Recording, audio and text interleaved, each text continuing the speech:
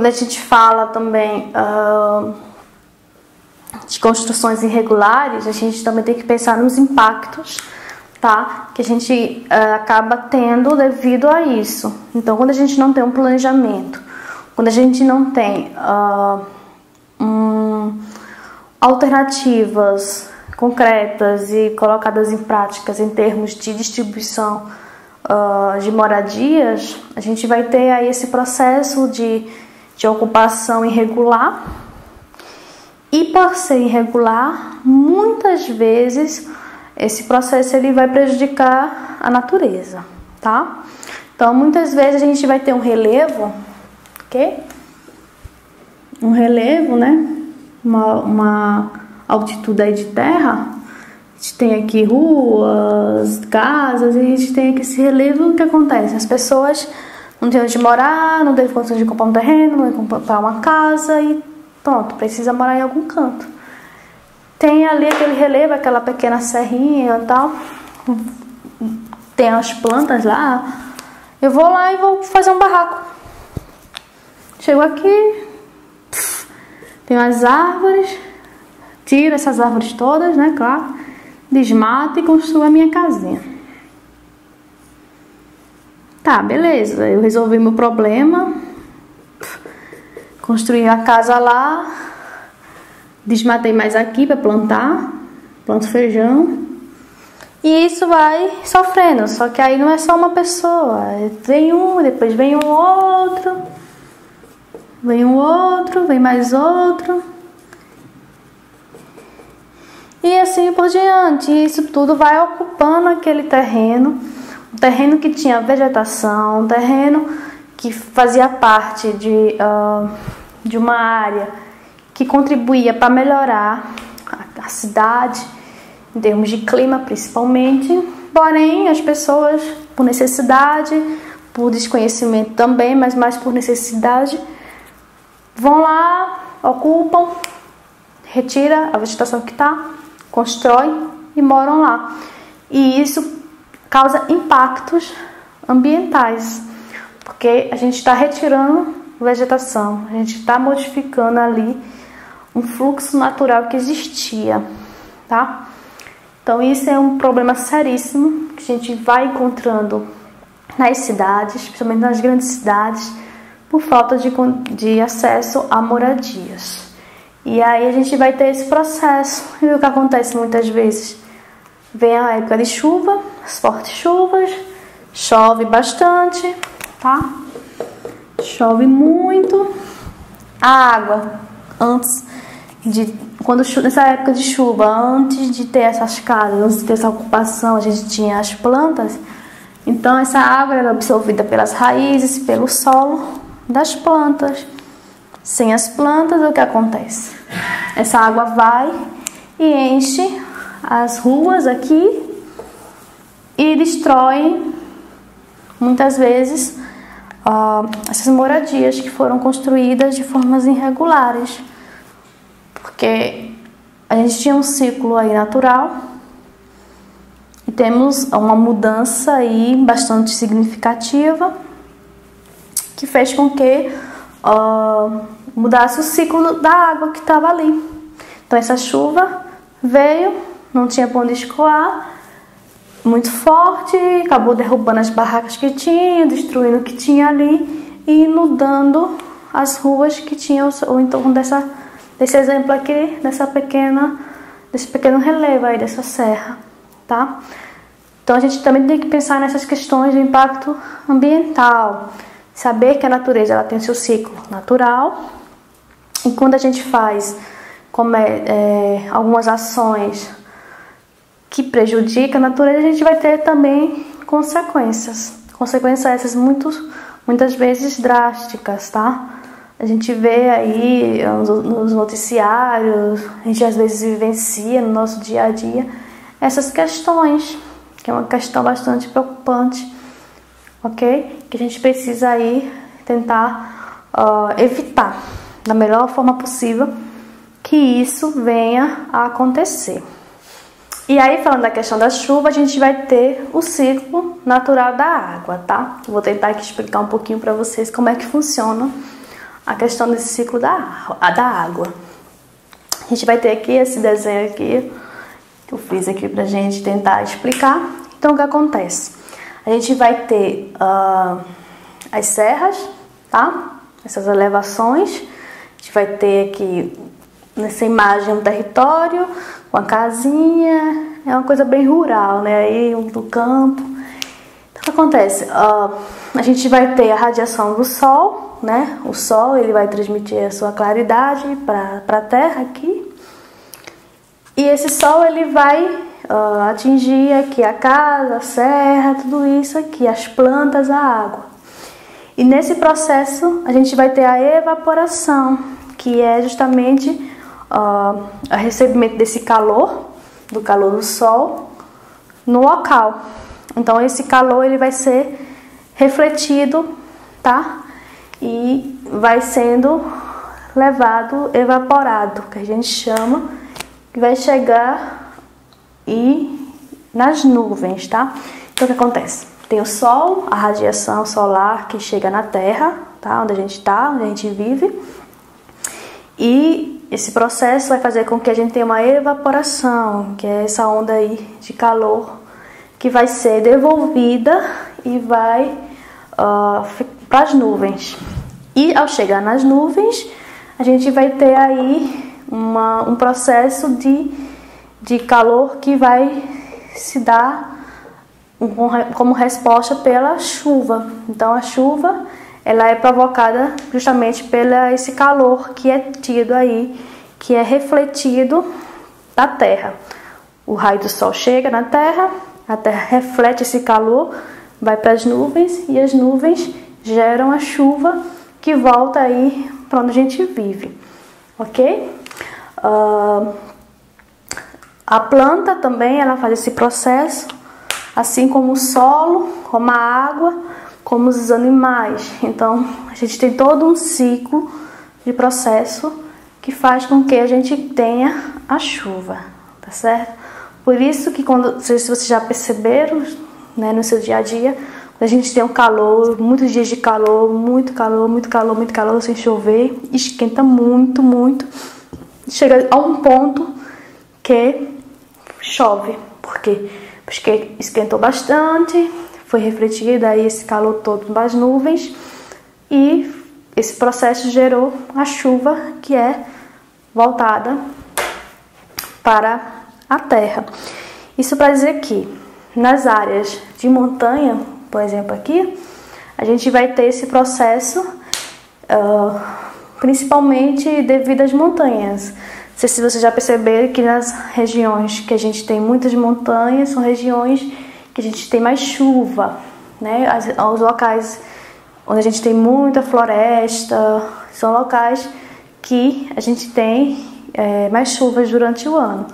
Por quê? Porque a chuva, essa evaporação contribui para que gere a chuva. Então, as plantas, as montanhas, o solo, os animais, todos esses elementos contribuem para que chova, tá? Então, tudo isso é um ciclo natural, né, da natureza que a gente vai ver no dia a dia. Então, aqui, se eu chego e tiro toda essa vegetação que eu tenho, tá? E constrói aqui um monte de casa, o que é que vai acontecer? Vai esquentar do mesmo jeito, claro, né? Diferente, obviamente, vai ter todo um processo diferenciado, porque a gente não vai ter mais as plantas para contribuir, né, com a chuva, mas a gente também ainda vai ter chuva, porque a gente vai ter o calor, o solo, ele reflete o calor também, e a gente vai ter chuvas essas que vão acabar aqui destruindo, inundando as nossas moradias, tá certo? Então é importante a gente pensar nas nossas ações e tentar evitar prejuízos aí pra gente aí nesse sentido, né?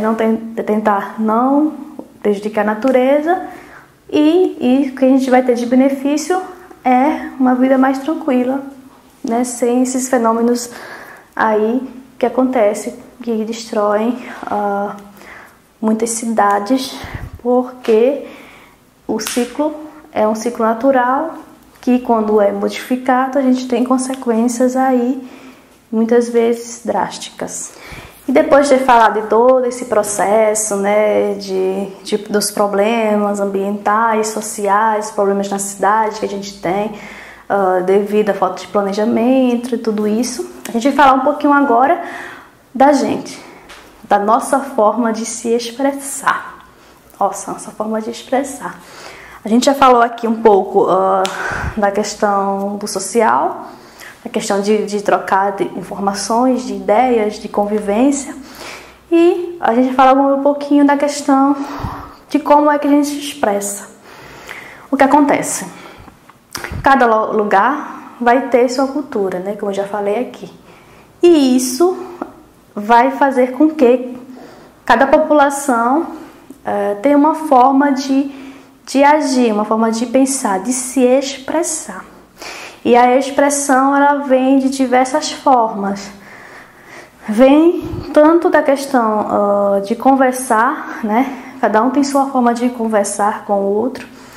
A gente tem a expressão da conversa, a gente vai ter a expressão cultural, no sentido de música, né? É uma expressão, a música, a dança. Então, tudo isso aí está num contexto cultural. E de cada lugar vai ter sua forma aí de expressar suas ideias, de expressar seus costumes, de expressar a sua sociedade para as demais, tá certo? Então, assim, vamos ter como exemplo, para a gente não pensar, vamos pensar mais no Brasil, tá? Como exemplo. Então, quando a gente fala de expressar, a gente pensando no Brasil como um todo, a gente vai ter aí uma diversidade, tá? Em termos de expressão. E cada região, cada local de cada região, a gente vai ter uma forma de se expressar diferenciada. Isso vem desde a forma de falar, tá? A forma que a gente fala é específica do nosso lugar. Do jeito que eu falo é diferente de uma pessoa que mora em uma outra região. Então, cada lugar vai ter aí uma forma de falar, um ritmo de falar, uma forma de se expressar. Tem a questão da forma de falar, da questão das palavras, ok? A gente sabe que existem diversas palavras aí que são diferentes em cada região. Tem regiões que têm determinadas palavras que na outra região não se fala essas palavras, as pessoas não conhecem, para dar significado a algo. Então, assim, cada região vai ter sua forma de falar, a palavra que fala muitas vezes é diferente de outra região, e significa a mesma coisa, para dizer a mesma coisa, só que de forma diferente. E aí, falando da questão da dança, também é uma forma de expressão, e a gente vai ter diversas danças diferentes. Isso vai em termos de danças tradicionais, até mesmo as danças que não são tradicionais, mas que cada lugar vai dar um formato para expressar a dança, tá? Então isso é algo também bastante interessante, que a gente vai ter bem diferente aí em cada lugar. E a música, ela também entra nesse sentido. Quando a gente, por exemplo, pensa no Rio de Janeiro, a gente pensa no samba, por exemplo. Samba, a gente vê o Rio. Quando a gente fala de forró, a gente vê o Nordeste. São coisas que a gente visualiza, mas claro que no Rio, no Nordeste, a gente vai ver também essas músicas, né? Elas estão aí em todo lugar. Só que a gente vai ter umas diferenciações, né? Diferenças. O samba do Rio vai ser diferente do samba do Nordeste. Assim como o forró do Nordeste vai ser diferente do forró do Rio de Janeiro. Por quê? Porque a população vai adaptando de acordo com sua realidade, tá? Então, a sua forma de cantar vai ser diferente, a sua forma de dançar, porque isso depende muito da cultura de cada lugar, tá certo? Então é algo assim bastante legal da gente pensar e da gente refletir também. Você deve conhecer várias músicas, várias expressões, várias palavras aí diferentes que vocês utilizam para dizer algo, né, que tem algum significado. E isso é bastante importante, a gente precisa valorizar, tá? Valorizar no nosso dia a dia aí as expressões que a gente tem, porque isso tá no contexto da nossa identidade. É aquilo ali que vai dizer que nós somos, que nós vivemos naquele lugar. Porque a gente tem nossa forma de agir, de pensar, de se expressar, tá bem? Então, muita gente tem vergonha, não tenham vergonha. Isso é algo que todo lugar tem, cada um tem sua forma de se expressar e a gente precisa valorizar, tá certo? Valorize a sua expressão, a sua forma de agir, a sua forma de falar, porque isso faz parte da sua identidade, faz parte da sua cultura. E aí quando a gente fala de expressões e tal, a gente também tem a questão da representação dos lugares, ok? Quando a gente vai representar um lugar, a gente pensa como é que ele é, tá? Se a gente conhece, a gente tem uma facilidade maior de representar. Se a gente não conhece, a gente vai representar da forma que a gente já ouviu falar, tá certo? A representação, ela vai muito em termos dos símbolos na paisagem, tá certo? Quando eu falo, por exemplo, do Rio de Janeiro, a primeira coisa que vem na nossa mente é o quê? É o Cristo Redentor, né? O Cristo Redentor é um símbolo que a gente pensa até quando a gente fala Rio de Janeiro. Então, assim, cada lugar vai ter um símbolo específico que vai virar, vamos dizer, a identidade do lugar. Então, qualquer pessoa de outro lugar que já ouviu falar daquele lugar, quando ouvir falar, vai lembrar do símbolo que representa.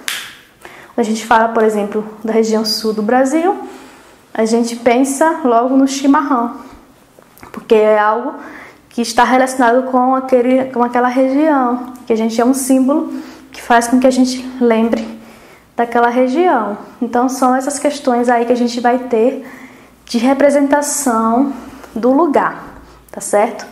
E aí a gente pode fazer aí um exercício, tá? De exercitar isso, pensar. Você pode parar, pensar a sua cidade, ok?